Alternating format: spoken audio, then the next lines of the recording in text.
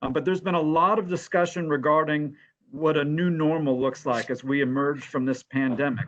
And I know we're still a ways from that. As an epidemiologist, what do you think is going to be the most vital aspect of this new normal to prevent future pandemics or to prevent this one from reemerging?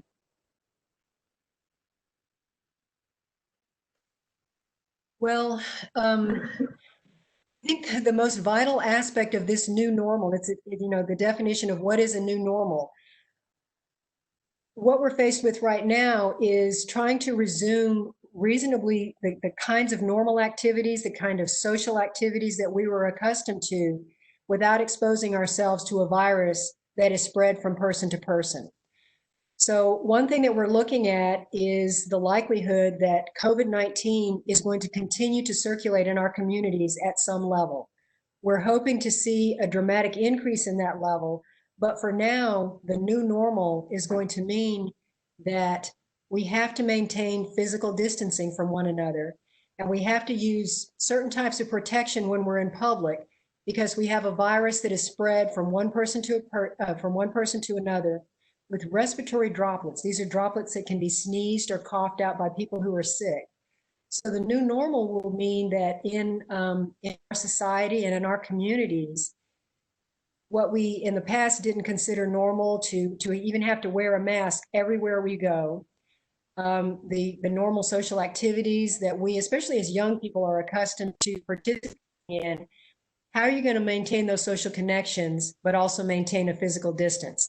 So the new normal will be understanding that that is actually possible. We've seen that done very effectively in other communities and in fact in other countries where they experienced very, very serious outbreaks in their countries with previous pandemics.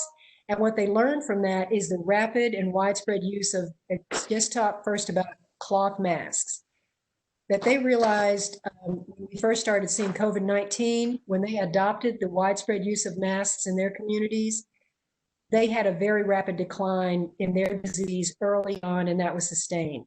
So the new normal that we're looking at in South Carolina, in America, is the use of masks almost everywhere we go, getting used to that. Getting used to certain practices when we go to businesses, restaurants, recreational activities. The foundation of maintaining that, reducing the risk of being exposed is sort of the new normal. And that's going to take a lot of getting used to in our schools and in all of our communities. Thank you. Another issue that has been an important one so far this year have been really questions of racial equality, and there's been this desire to people to gather and in order to protest inequality. How can one gather safely and speak up even as they respect the sort of concerns about the coronavirus? Those are really two aspects of social responsibility. Being socially responsible for protecting one another in communities, but also being socially responsible by using your voice and speaking to issues of social discord and inequalities and health disparities and inequities. And so the question is how to do that safely. And I will say that that is a challenge, but it requires people to just be very aware of their circumstances. So the first thing is in large groups, we do caution people if they're going to participate in any sort of large group. And what I want people to be aware of is what we consider a large group is 10 or more people.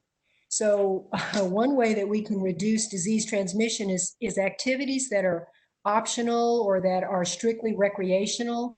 To the extent that we can avoid those types of activities to reduce disease spread, puts us in a better position to participate in activities that we may see as more essential.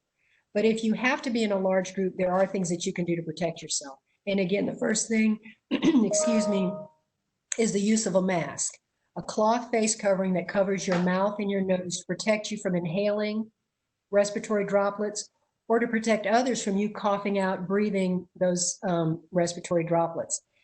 And because the respiratory droplets don't travel that far, if we can maintain a distance, imagine a protective bubble around yourself that's about 6 feet in diameter, that you try and maintain that distance from others outside of your family unit as much as possible. And those simple measures can significantly reduce the risk of exposure.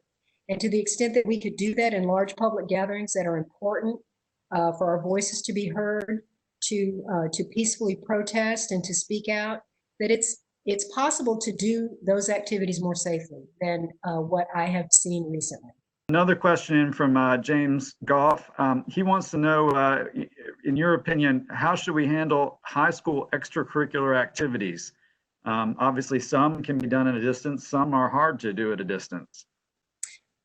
That's right. And it depends on the nature of the activity, because there are so many types of extracurricular activities. There are sports, everything from contact sports to other sports that are not contact sports. Then there are the arts and music and things like that. So all extracurricular activities are being evaluated with to look at the potential nature of the contact that students and faculty and staff may experience. So if you want to participate in the choir, and we know that this is a respiratory droplet, and we have seen clusters of outbreaks among choir members in a church setting, then participation in choral events would have to be done really differently, because the virus can be spread by talking, breathing, and singing.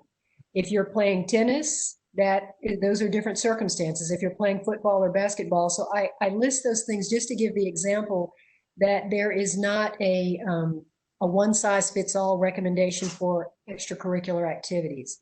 It's very important for the teachers and faculty members to take a look at those, and then take a look at our guidance, which the guidance is really the same to prevent exposure by physical distancing and the use of masks. It's not possible to do that for most sports, obviously. So another element is to make sure that that we don't allow people who are ill to participate, that we monitor for symptoms, we be mindful of not showing up for activities if we're sick or if we've been in contact with someone who's sick. So to the extent that we can make sure that people who have been exposed or are sick, that they stay home and in isolation until they're not infectious. And so there are many things that we have to look at with extracurricular activities.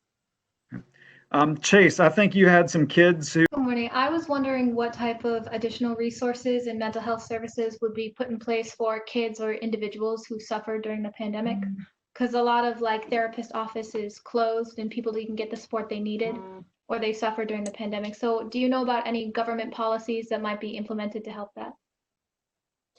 I do know a few things, Susanna. Thank you for bringing up that important point, because social isolation can be a real challenge for people who are already experiencing some mental health or behavioral challenges. And if people who are actually already in the process with a counselor or something like that aren't able to reach those individuals, there are some options. There's what we call telemedicine. So just like we're meeting really, face to face, but virtually now, they have counselors who can set up sessions like this for persons who need assistance.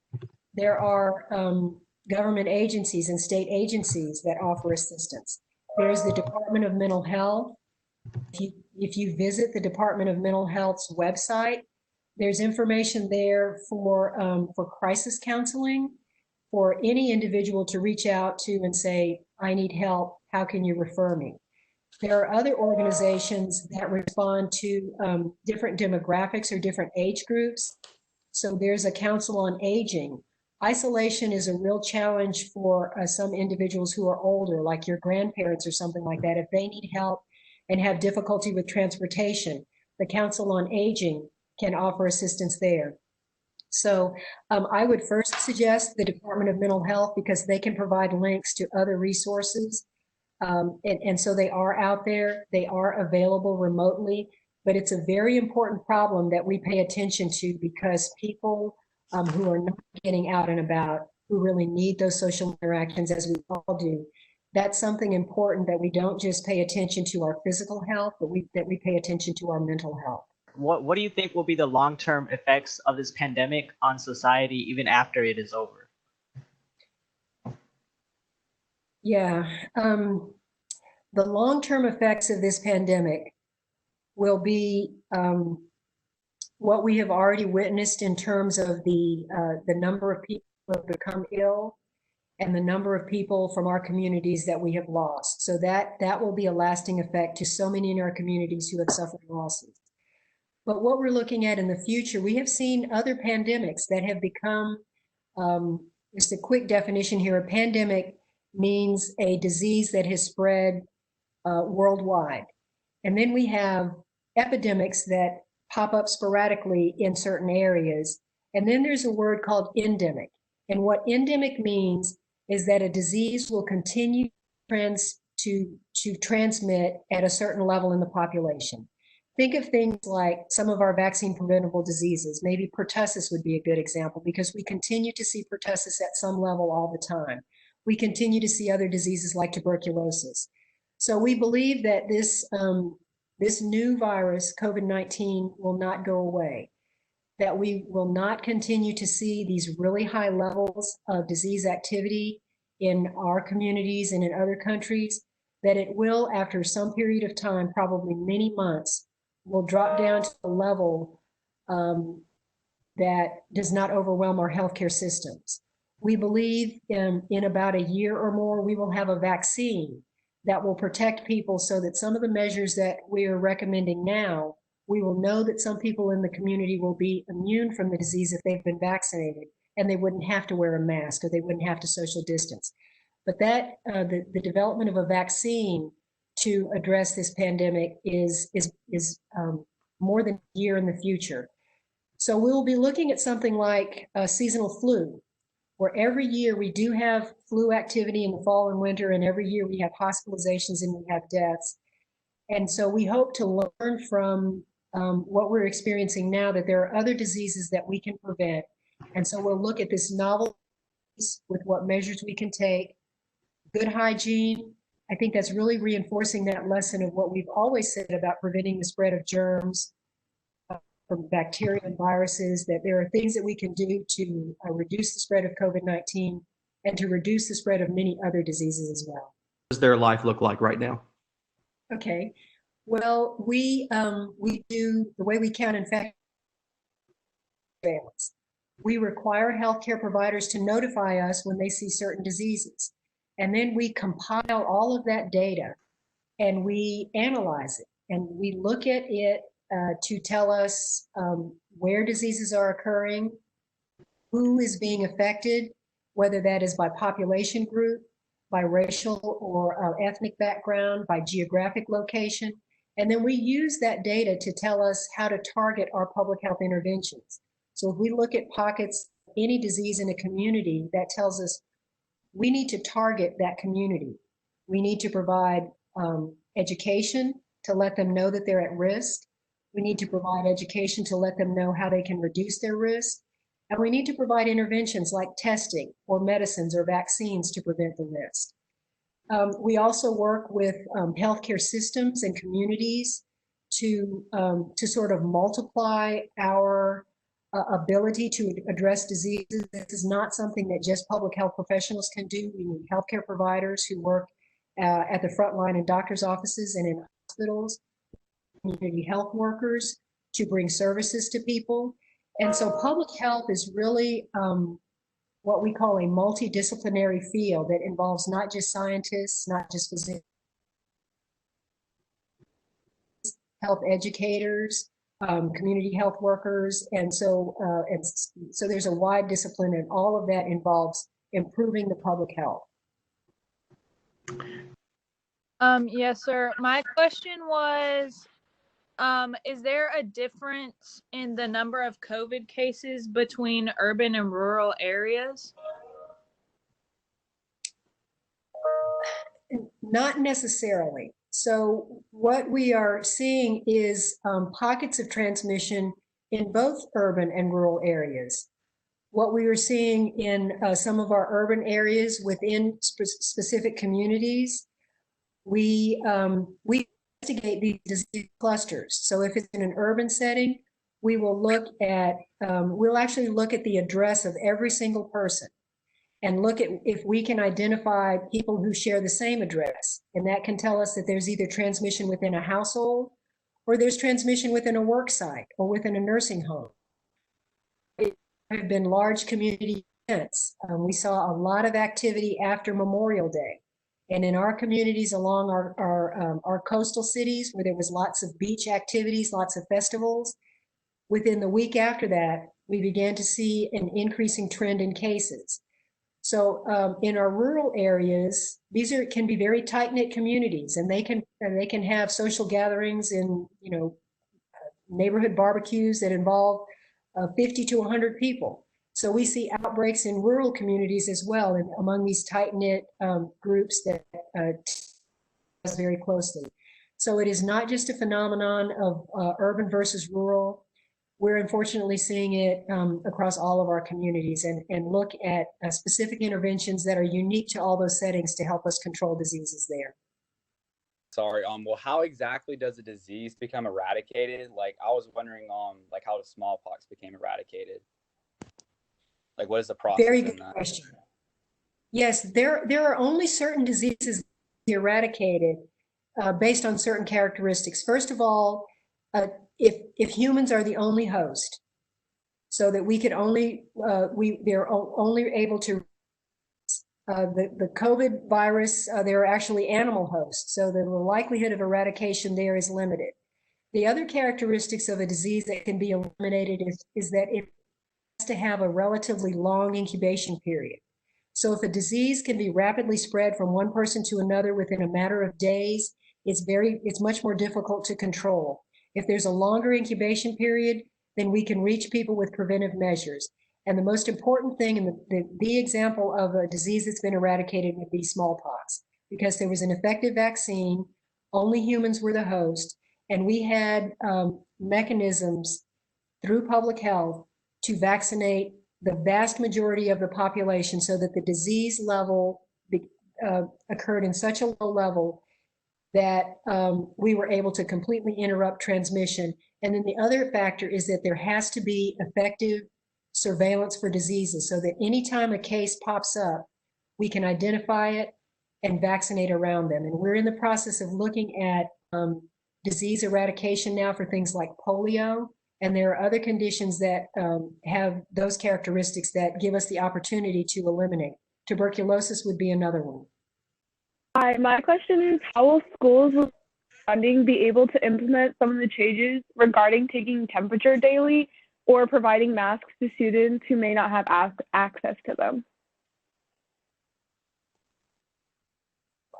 How will schools be able to provide masks for all the students? Is that your question? Yeah, and like schools with lower funding, how will they like afford the thermometers to take temperatures daily? Another important question. They're all such important questions.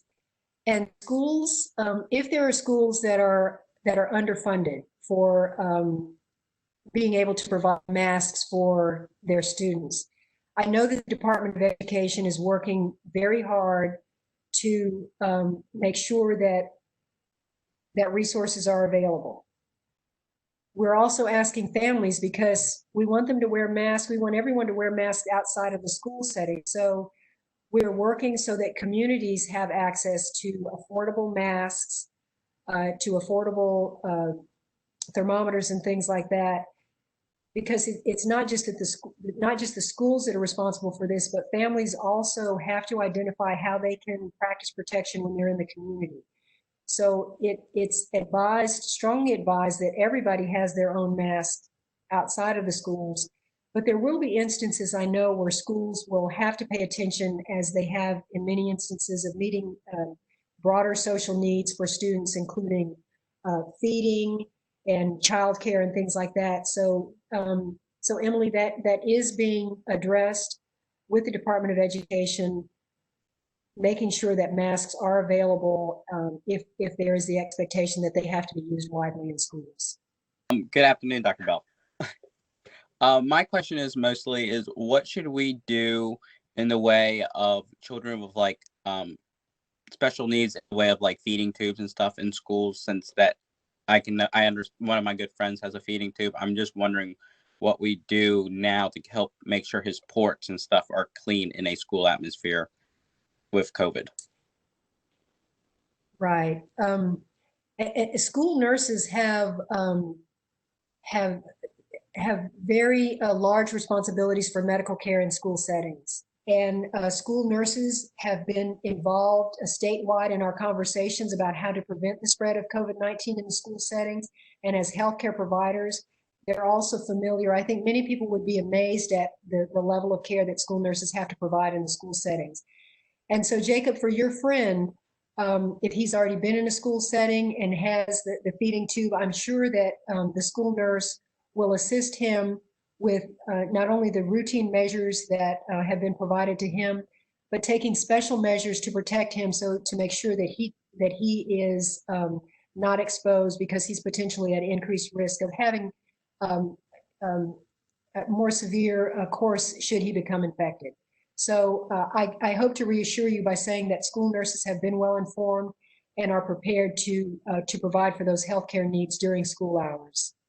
Thank you for asking that question on behalf of your friend.